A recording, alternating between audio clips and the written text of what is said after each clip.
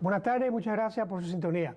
El programa de hoy se lo vamos a dedicar a Virginia Pérez, una amiga que siempre nos ve aquí y le interesan mucho los programas de nuestro invitado de hoy, que es el doctor Mejía. Bienvenido, doctor Mejía. Oye, muchas gracias, Luis.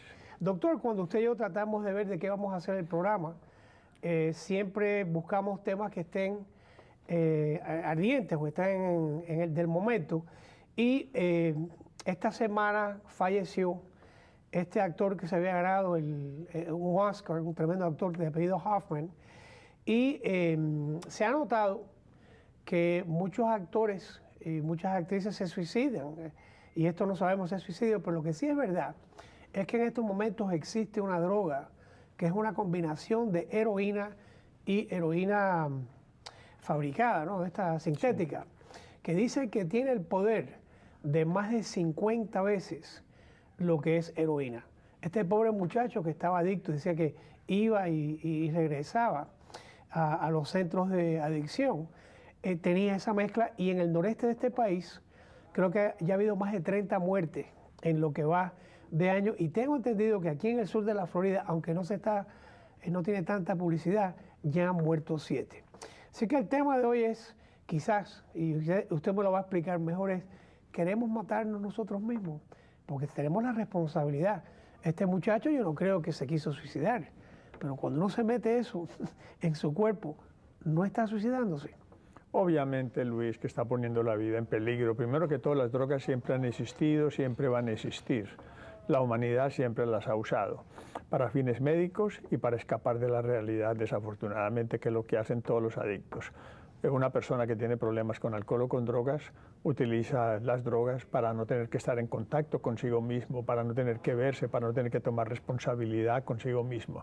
De manera que estas personas básicamente están muertas, no están muertas en vida. Cuando uno no está en contacto consigo mismo, cuando uno está viviendo en el pasado o en el futuro, obviamente se está perdiendo la realidad, y la realidad solamente existe en el momento presente. Uno de los grandes problemas, o el mayor problema, diría yo, que tiene toda persona que tiene problemas con alcohol o con drogas, es que no sabe vivir en el momento presente, Luis. No está en contacto con la inmediatez, con lo que está pasando en este momento. Entonces estas personas, obviamente, y no solamente de alcohol o drogas, sino a cualquier tipo de comportamientos, que hay cantidades de adicciones. Uno puede ser adicto a todo prácticamente. Entonces uno está perdiendo esa inmediatez, está perdiendo ese momento presente, no está en el aquí, no está en el ahora. Doctor, usted tenía la clínica, el centro de adicciones, y quisiera decir que con mucho, pero muy buenos resultados. Y usted nos hablaba a nosotros en otros programas que es un team con esta persona que es adicta. Entonces, que en paz descanse este actor Hoffman, pero la esposa no lo había visto desde el sábado. Él tenía binges, le dicen en inglés, o momentos que se desaparecía. Sin embargo, viviendo el momento de ser actor, era tremendo actor, aunque no muy conocido con el público hispano. La mayoría de los actores y actrices que hoy en día son miembros de la academia le tenían un gran respeto. Él era una de estas personas que ganó Oscars, ganó Emmys y ganó por Broadway, muy completo. ¿Qué pasa? Que nada más que puede vivir ese momento en el presente y el resto del tiempo se está matando. El problema con las personas que están en este mundo de la farándula y de los deportes es que sienten una gran presión, Luis. Es una gran presión, primero que todo, a competir, a ser los mejores, a tener éxito. En otras palabras, a vivir de metas, a vivir en el futuro constantemente. Entonces, ¿en el futuro o en el presente? En el futuro. Porque están pensando lo que van a lograr. Exactamente, lo que se va a alcanzar, el éxito, mantener el éxito, lograr el éxito, ser el mejor, ganar los Óscares, ganar todos estos premios, ganar dinero. Entonces imagínate la presión tan horrible en que estas personas están cargando constantemente consigo mismos. La sociedad les exige también, la sociedad les demanda. ¿Por qué? Porque la sociedad desgraciadamente considera héroes a todas estas personas que alcanzan este tipo de éxitos. No se considera un héroe a una persona que está en contacto consigo misma, que sea consciente, que viva en el ahora, que sepa amar, que sepa tener pasión, que sepa admirar la belleza. No, estas personas no las admiramos. Admiramos a las personas que alcanzan algo, porque vivimos en una sociedad que está orientada en el hacer y en el tener, no en el ser ellos mismos. Vamos a hablar de los trabajos que se publican. Hace muchos años un doctor de apellido Álvarez publicó un libro que se llamaba El Dios que fracasó. Y él había hecho un estudio de las personas que se suicidaban en Londres tirándose al río Támesis.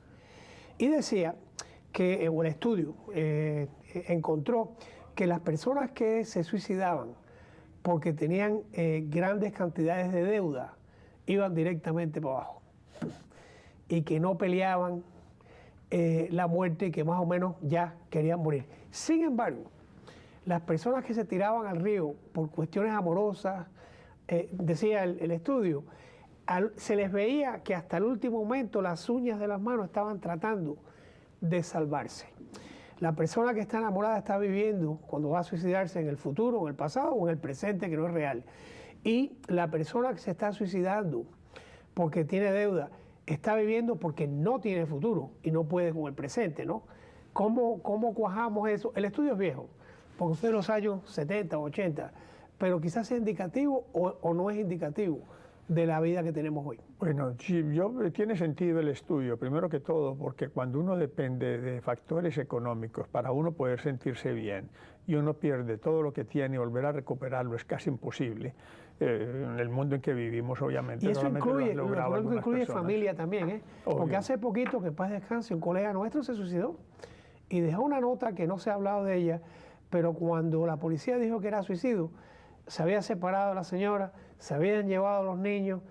Vaya, uno puede deducir que quizás esa fue la motivación. Pero si miramos la raíz de todo esto, la esencia de todo esto, nos damos cuenta que son personas cuya autoestima, cuyo bienestar, cuya satisfacción, cuya felicidad depende de cosas externas. Depende bien sea de factores económicos, como en las personas que me hablaste, o depende también de otras personas. Si otra persona me quiere, si otra persona está ahí para mí, yo estoy bien. En el momento que esa persona no esté ahí para mí, pues obviamente intento suicidarme porque no quiero experimentar ciertas emociones como el abandono, como el rechazo, como la soledad. Doctor, si te das cuenta, es una evasión total. Voy a ir al reciente caso de esta cuestión de la operación de sexo, pero la persona que se suicida por esos momentos, por esas razones de que lo dejan de querer o algo, está castigando a su pareja, está castigando a la sociedad al castigarse a sí mismo. En algunos casos, obviamente. Básicamente el suicidio, siempre lo he dicho, es un crimen de violencia. Camus decía que era el único acto real que podía hacer, aunque de violencia. Sí, la última alternativa, porque después ya no hay más alternativas. Pero en ese momento la cabeza de esa persona, pues obviamente sí, en algunos casos puede querer castigar a las otras personas, castigarse a sí mismo. La mente inventa cantidades de razones, por eso es que todo el problema está en la mente. La mente es la que lleva a una persona a suicidarse. Las ideas de suicidio prácticamente han pasado por casi todo el mundo en la cabeza. Casi todas las personas en algún momento en su vida piensan al menos en no existir más, en no seguir viviendo, que qué bueno morirse. Esas ideas pasan. El problema es que con la gente que no sabe vivir, que no sabe cómo tratar con la vida, que sufren de alexitimia, que no están en contacto con sus emociones, que no saben relacionarse con su mente, ni con sus emociones, ni conocer la loca de la casa o ese potro indomable que hay dentro de cada uno de nosotros, es como una llama. Imagínate esto, la mente es como una llama, el pensamiento es como una llama. La llama obviamente nos sirve, tiene mucho uso para calentar, para una chimenea, produce energía, todas estas cosas, pero la llama hay que vigilarla. Hay que ser testigo de la llama constantemente. Así es el pensamiento. Tenemos que ser testigos del pensamiento constantemente, porque el pensamiento nos sirve para algunas cosas, pero para otras nos destruye. Estas personas que recurren al suicidio son devorados por su propia llama. Su propia llama, su propia mente los convence de que no hay alternativas, de que no hay manera, que no van a salir adelante, que esa persona nunca va a regresar con ellos, y entonces recurren al suicidio para evadir cualquier situación un poco dolorosa o muy dolorosa, y a esto le agregamos la depresión, que muchas veces es ir dirigida contra sí mismo, y le agregamos también el alcohol o las drogas. Y el castigo quizás a la persona que le manda la carta a sus seres queridos y le dice por culpa de ustedes. Doctor, en la ley, a mí me han dicho, doctores así como usted, que cuando la gente se trata de cortar las venas, hay muchas personas que se la cortan alto. Y que ustedes inmediatamente saben que la persona que está haciendo eso no se quiere suicidar. El que se quiere cortar las venas, se corta las venas. El que lo hace alto, dicen que es porque quiere algún tipo de atención. ¿Qué causa que un ser humano haga eso para tener atención? Muy sencillo, sí. La mayoría de estas personas en realidad no se quieren suicidar, pero muchos de los accidentes ocurren por sí, intentos sin queriendo, como pasó con querer este llamar joven. la atención, exactamente. Y desgraciadamente eso pasa muy frecuentemente. Sí, hay, y lo vemos muy frecuentemente los terapeutas en terapia de Sí. grupo, en terapia individual, los pacientes que salen de una sesión y se van para un baño y empiezan a cortarse. En realidad lo que están es tratando de sentir. Muchas veces están bloqueados, no sienten ninguna emoción, sufren de una especie de comportamiento, personalidad esquizoide o están muy deprimidos y ellos están ansiosos por sentir algo. Y en vista de que no sienten algo, pues recurren a esto tratando de sentir algo. Cuando ven la sangre, cuando se cortan, entonces buscan atención o buscan ayuda también. De manera que sí, es muy frecuente en estas personas, pero de nuevo, ocurren accidentes. Esta persona obviamente en su búsqueda de atención, que es lo que hacemos la mayoría de los seres humanos. La mayoría de los seres humanos estamos buscando atención constantemente. Casi todo lo que hacemos, o lo que hacemos todo, es buscar atención. Nuestros trabajos, nuestras ansias de poder, de prestigio, de fama, de amor, de todo, es la búsqueda de atención. ¿Por qué buscamos tanta atención? Porque no sabemos vivir con nosotros mismos la mayoría de las personas. Antes del caso que está reciente, quisiera hablarle de dos casos para que me dé su opinión. Tim Considine, creo que era el actor, que se ahorca tratando de conseguir un high sexual él mismo. Y no sé si se acuerda aquel muchachito en Nueva York que durante el acto sexual con la novia la empieza a ahorcar porque dice que ella iba a tener más éxtasis de esa manera. ¿Eso es enfermedad, locura? ¿Qué es eso, doctor? Bueno, hay una creencia, parece ser cierta, ¿no?, de que se alcanza cierto éxtasis cuando se está ahorcando una persona. Vaya, eso especialmente en actos sexuales, obviamente. Vaya, hay que tener, pero yo creo que la caja de bola no está trabajando. Bueno, es que la caja de nosotros casi nunca trabaja, ¿no? Es que casi todo lo que hacemos en la vida es un riesgo, ¿no? Hasta salir a la calle, más, manejar hasta el un violador 31 de diciembre. ¿Ah? El violador este que se mató, el de Chicago, la manera que se ahorcó al principio, decía que quizás él estaba haciendo algún tipo de acto sexual, tan absurdo como parezca esto, o por lo menos eso fue lo que dijo la gente de la prisión, ¿no?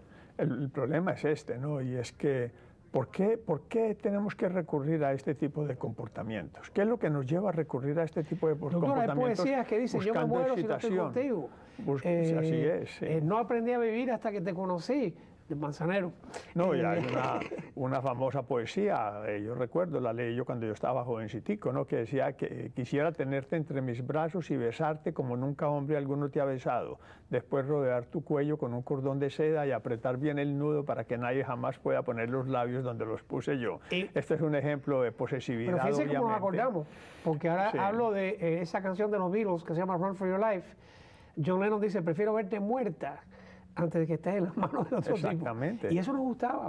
Obviamente, porque es la posesividad, porque no sabemos amar, porque estas son las cosas que no aprendemos, Luis. No las aprendemos ni en nuestra familia, ni en la sociedad, nadie nos lo enseña, ni en nuestros profesores. Aprendemos de que el amor es posesividad y los seres y las personas no son objetos que se poseen, son préstamos. La vida nos da estos préstamos para nosotros crecer, para madurar, para conocernos a nosotros mismos, porque nos conocemos a nosotros mismos en las relaciones con las demás personas. Pero estamos confundidos.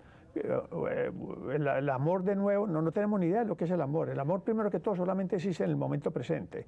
No tenemos ni idea de lo que es la pasión. Si verdaderamente supiéramos lo que es la pasión y estuviéramos en contacto... de amar, doctor, si uno está con su señora por 40 años y un día se despierta y dice, yo no tengo que estar con ella hoy, ¿eso quiere decir que la deja de amar? No, no la dejó amar. Quiere decir que usted está amando otras cosas en ese momento. Quiere decir que usted está amando una experiencia. Quiere decir que usted, y obviamente que es normal, quiere decir que usted está en el parque, usted está viviendo la naturaleza, los pájaros, los árboles, quiere estar en el parque y no quiere estar con su mujer en ese momento, sino en el parque. No quiere decir que la ame. No hay tiempo para todo, como dice la Biblia. De manera que no sabemos amar, no sabemos sentir pasión. La pasión se siente con los sentidos. Obviamente perdemos el contacto con los sentidos y por eso recurrimos a drogas y a otras actividades buscando pasión, porque no sabemos tocar, no sabemos oler, no sabemos saborear, no sabemos observar, no sabemos escuchar una respiración. No sabemos descansar, no sabemos disfrutar sabemos, obviamente. Todo lo que tenemos. Doctor, vamos ahora a lo corriente.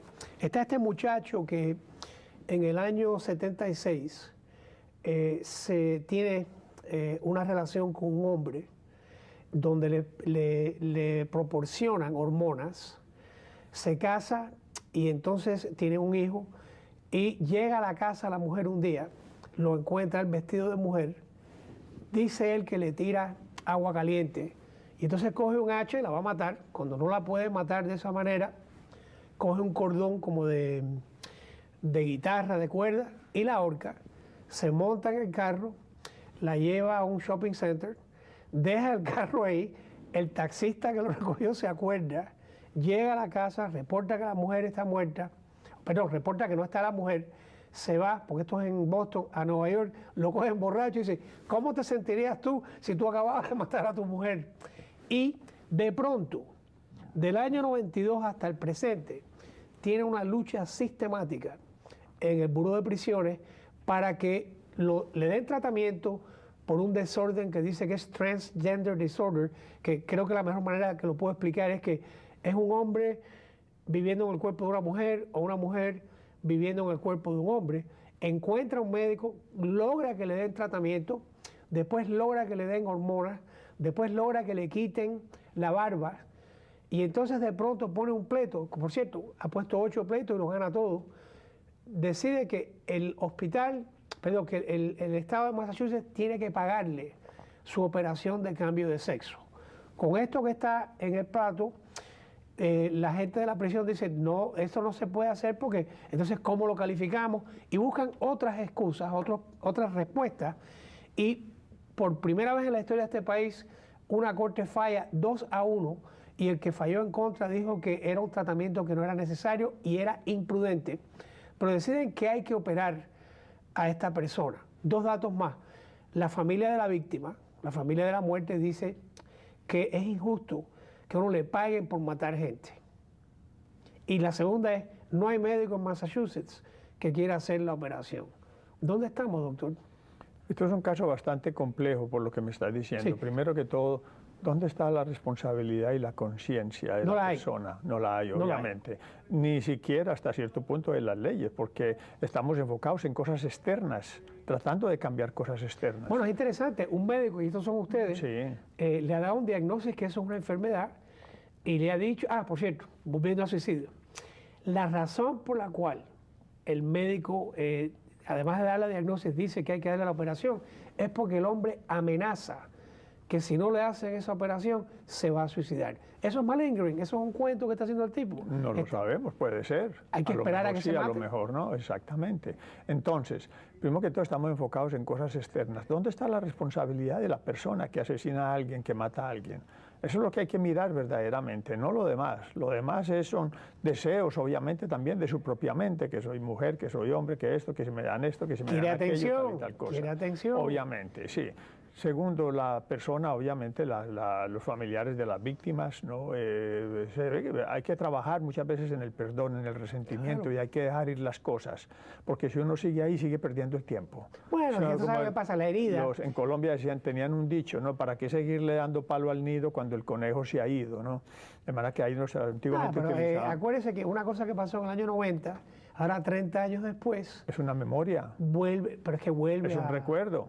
Pero la responsabilidad es de uno, ya pasó hace muchos años, no estoy tratando de ser inhumano, pero ¿para qué seguir amargándonos la vida con algo que pasó hace 20 o 30 años? Es un pensamiento nada más, que nos atamos a ese pensamiento, nos aferramos a ese pensamiento y utilizamos hasta el nombre de la justicia para seguir aferrados a ese pensamiento. ¿Qué puede ser ese pensamiento? No sé, a lo mejor la persona no puede vivir en el presente, tiene dificultades de vivir en el presente, a lo mejor es venganza, a lo mejor es resentimiento, a lo mejor es ira, pero todo esto nos hace sufrir, Luis. Entre más nos aferremos a la ira y a la venganza y al resentimiento, más sufrimos. Voy a volver porque acaba de mencionar usted una palabra muy legal. Usted sabe por qué se castiga, hay muchas teorías, pero parte de las razones por las cuales se castiga es por venganza o de la sociedad o de las víctimas contra la persona que cometió el delito. Y hoy hay leyes que dicen que la víctima tiene que estar presente o por lo menos se le tiene que dar notificación antes de que haya una condena. ¿Es justo? ¿No es justo? Pero eso es lo que hay. Vamos a diferenciar entre el castigo y las consecuencias. Una cosa es el castigo. Los castigos por lo regular no funcionan. Los castigos a los niños no funcionan. Los padres creen que tienen que castigar a los niños para que funcione. No funciona, doctor. No funciona. La gente sale peor de la cárcel. Obviamente, la gente sale con más ira, con más rabia, y fuera de eso los castigos los hacemos con ira. Fíjate, verás que el abuso entre los niños de los papás es cuando el papá reacciona con ira, el papá lo justifica y el papá cree que es para enseñarle a los hijos. Pero eso es absolutamente falso. Con la mamá, doctor. Yo tuve una vez una clienta que le caía a pecherazos a los hijos. Y cuando le digo, mire señora, esa no es una conducta apropiada, dice, pero mira, mis padres me hacían eso a mí, mira qué bien yo salí. Está haciendo lo mismo, bien no está, porque mire que está haciendo lo mismo, está siendo violenta con sus propios hijos. Yo creo más bien es en las consecuencias. Y las consecuencias es que si matamos a alguien, que si robamos, que si asesinamos, lo que sea, vamos a sufrir las consecuencias. Doctor, es nuestra responsabilidad, ya sabemos, y si la persona aprende a ser consciente en la vida, se da cuenta de cuáles son las consecuencias de su comportamiento. Ahora, lo importante no es dejar de hacer las cosas por miedo a las consecuencias.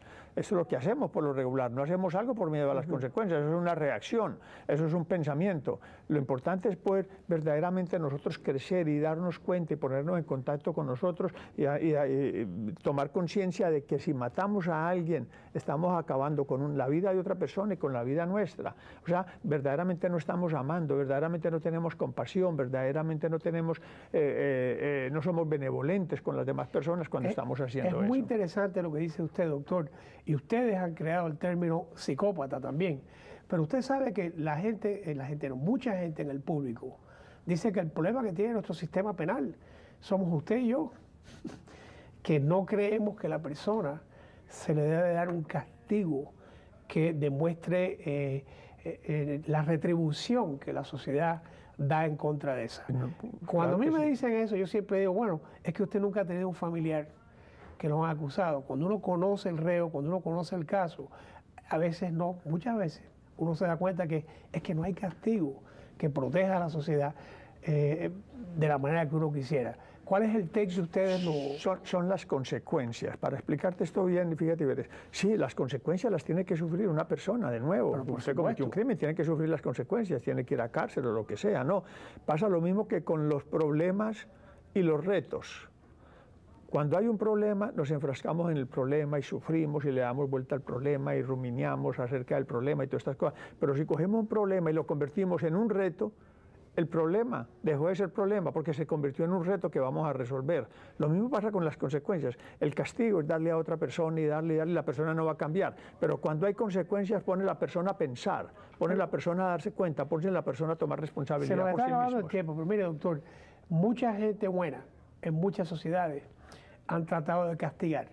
Yo me recuerdo cuando yo estaba empezando la escuela de Derecho, decían, el lugar para ser preso es Suiza, porque en Suiza lo que te hacen es trabajar y es una cosa buena. Y sin embargo, durante el tiempo que he sido abogado, en Suiza hay un problema de drogas que no se puede controlar. En Holanda trataron de legalizar el consumo de ciertas drogas y ha sido un desastre total. Y entonces, con eso como referencia, en el estado de la Florida, en estos momentos, del 80 al 90 de la población en las encuestas están a favor de que se legalice la marihuana. Es que ya no tenemos una brújula o un centro de lo que está bien y lo que está mal. Es que estamos buscando donde no es, Luis. No estamos mirando la esencia del problema. Las personas consumen drogas, las personas se vuelven adictas, es porque no saben vivir, porque están aburridas, porque no saben cómo tratar con sus propias emociones, porque los suicidios bajo el efecto de las drogas ocurren precisamente por eso, no, y las porque no sabemos amar, porque no sabemos divertirnos verdaderamente, porque no estamos en contacto con nosotros mismos, porque no somos honestos con nosotros mismos. Por eso la gente utiliza alcohol o drogas, como dije en un principio, porque no saben vivir en el momento presente. En este momento, doctor, en ciertos nightclubs o en ciertos sitios de salida nocturna, yo he tenido clientes que están usando una pastilla que le dicen manslaughter. Manslaughter legalmente es te mato sin tener cuidado. Y esa es la pastilla que está de onda con mucha juventud.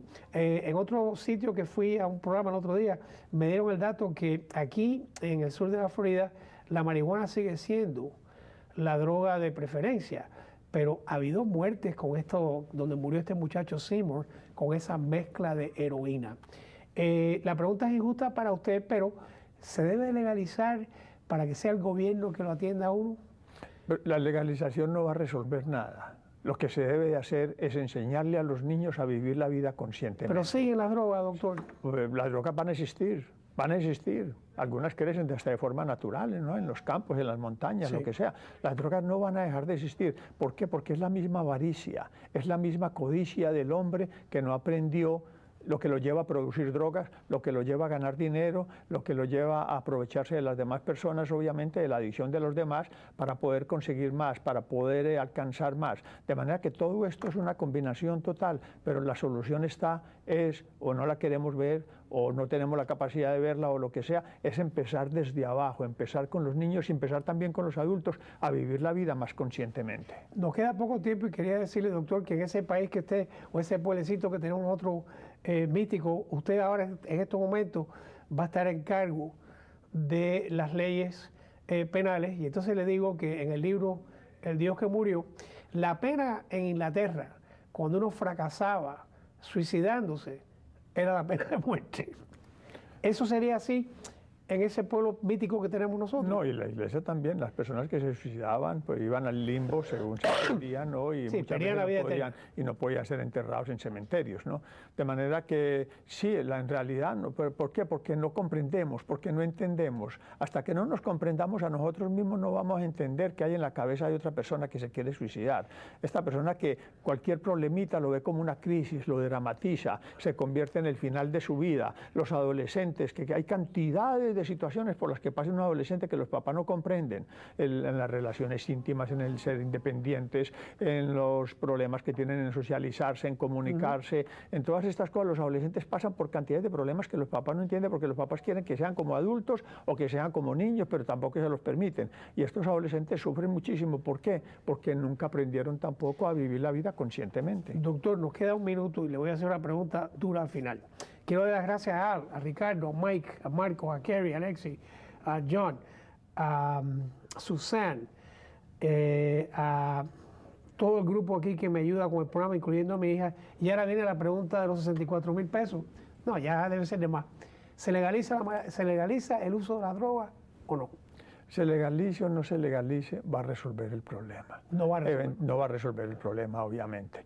Yo creo que sí, eventualmente la legalizarán, ¿no? Pero no va a resolver el problema. Y desgraciadamente eso ocurre, que si es legal, que si no es legal, cuando en realidad cada uno de nosotros somos responsables de qué es lo que nos metemos a la boca, de qué drogas utilizamos, de qué es lo que comemos, de si comemos comida chatarra o comemos comida saludable, de qué es lo que hacemos. Cuando verdaderamente comprendamos eso, que cada uno de nosotros es responsable, es cuando va a empezar el cambio. Doctor, muchas gracias. El programa con usted es el programa que más me gusta hacer porque nunca sé lo que va a pasar y siempre pasa el tiempo rápido. A ustedes muchas gracias por ver el programa y esperamos que la semana que viene tengamos un programa que sea de su agrado. Buenas tardes.